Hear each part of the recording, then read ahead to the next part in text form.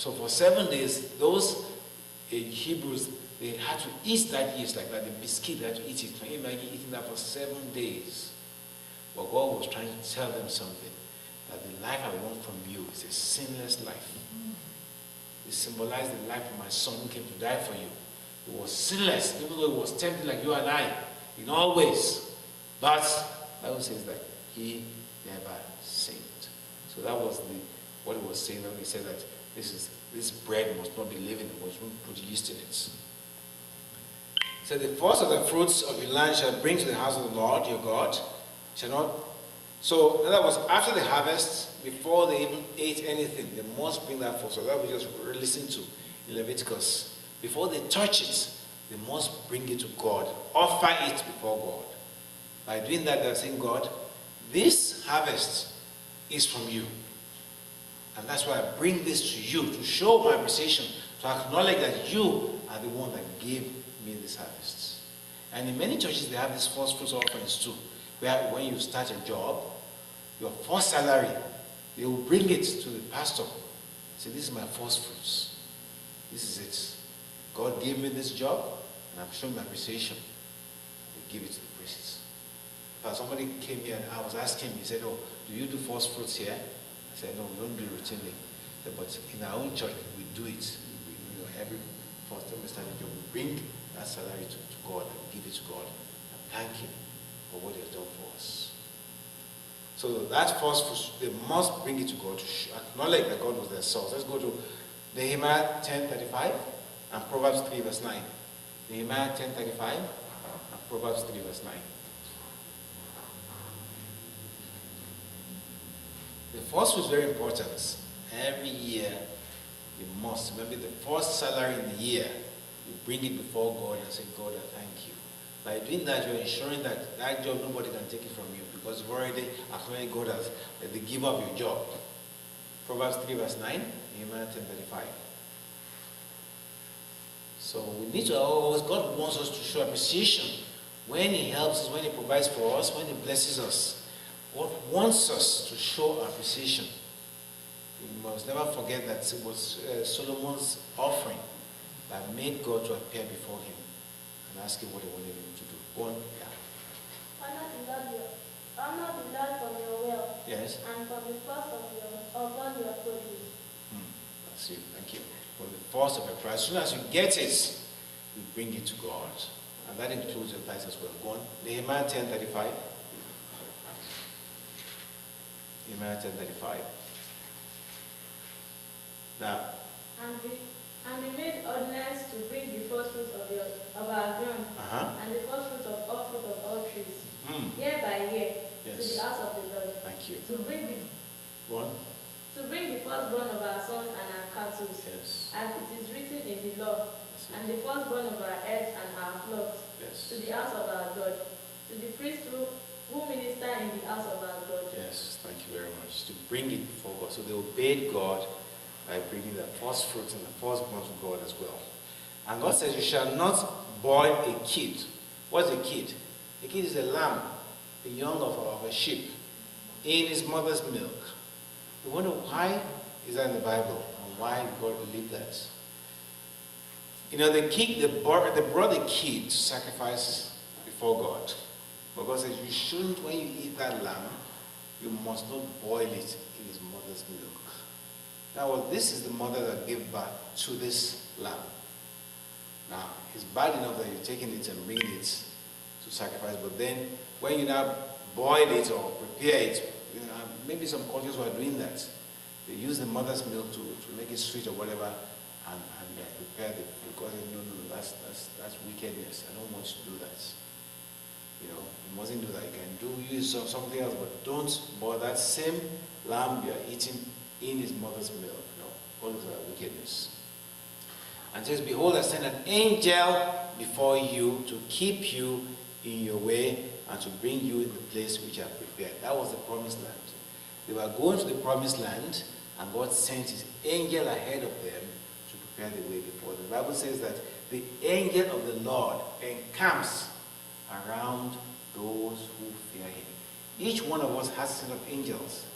The more work you do for God, the more souls you saved, the more angels are given to you. Some people have thousands of angels, others have a few. But every one of us has at least one angel. And in fact, this confession was made by people in that day. He said, this is the way they know a true Christian. When they look at you with their spiritual eyes, they see one angel on your right, one angel on your left. So they can't come near you because those angels have a sword in their hand. So this one, just don't bother with this one. So, but the ones who are not true Christians, they don't see those angels. They don't see any light in their forehead. Can easily attack this one. So they know who they attack. They just don't want to attack anybody. No. They've already screened you with their spiritual eyes first. Because they know they can't attack a true Christian. They will see something from those angels. So they leave them alone and they go after those who are not true Christians. God said, I must send an angel before you. You and I have angels who are escorting us daily. What does Psalm 91 says? It said, if you jump, the angel will take you up. Let's even go and read it. In fact, this was what was quoted to our Lord Jesus Christ by Satan himself. When he told him to jump, he said, but the Bible says that he won't allow you to put your foot on a stone. Psalm 91.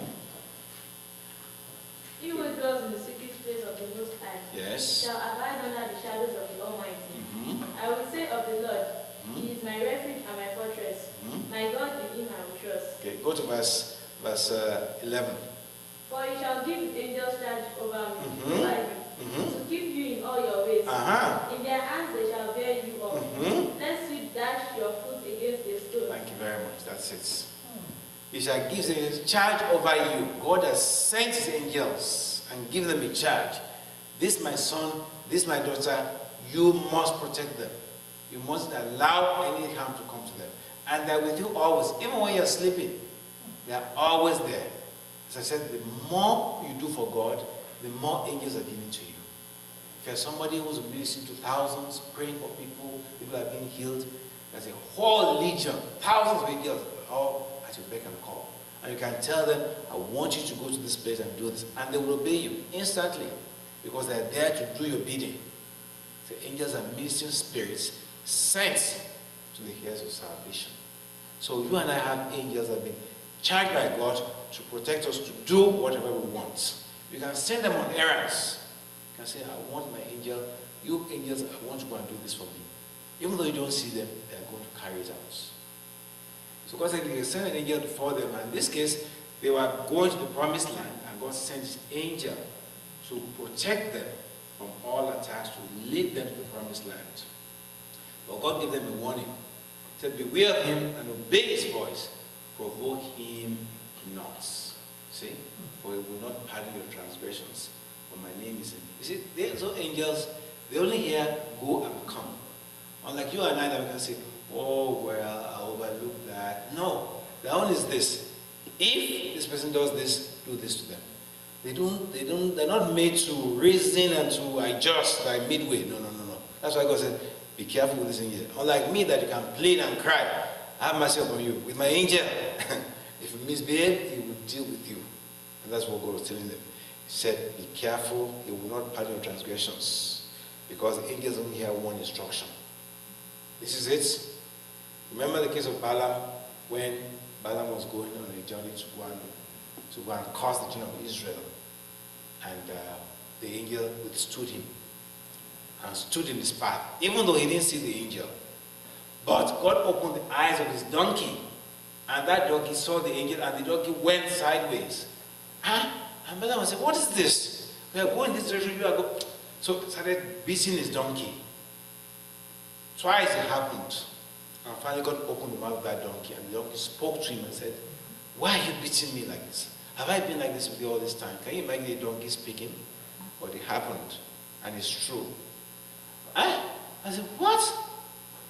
A donkey speaking back at me? Yeah, I'm sure I would have been shocked. Then God opened his eyes and he saw the angel.